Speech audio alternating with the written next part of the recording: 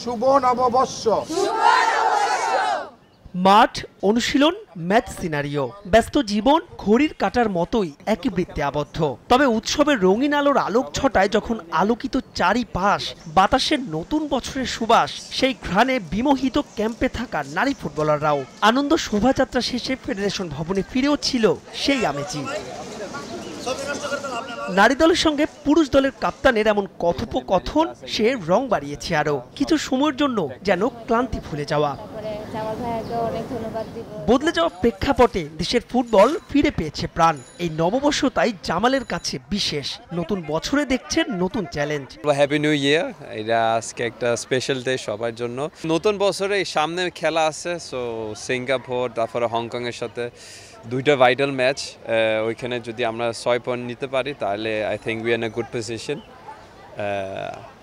R end of the year সবচেয়ে মজা আর বড় ম্যাচ, যেটা আমি নিজে পার্সোনালি মনে করি, ইন্ডিয়ার সাথে।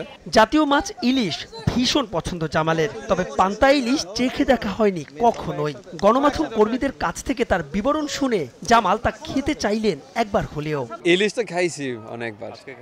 পান্তা আসলে কি? পানিতে ভেজানো থাকে।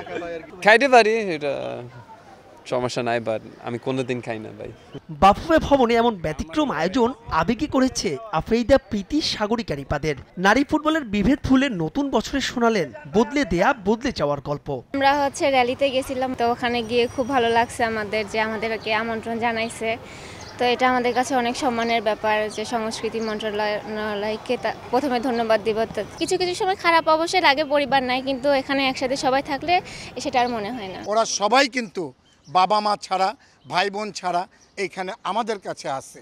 অতএব আমরাই ওদের গার্জিয়ান। আমরা কিভাবে ওদেরকে নার্সিং করব, আমরা কিভাবে ওদেরকে খুশি করব, আমরা কিভাবে ওদের দিকে নেক নজর রাখব, আমরা কিভাবে ওদেরকে সন্তুষ্ট করতে পারবো, সেই দিকে সর্বদা সজাগ দৃষ্টি রেখেছি। একদিনের বিশ্রাম শেষে আবারও ব্যস্ততা ফিরবে দেশের ফুটবলে। নিয়ম মেনে হবে সবই, তবে নববর্ষে মনের কোণে যে তৃপ্তি এনে দিল সবার মুখেই তাই একই অব্যক্ত ভাষা, প্রিয় বৈশাখ তুমি আবার এসো।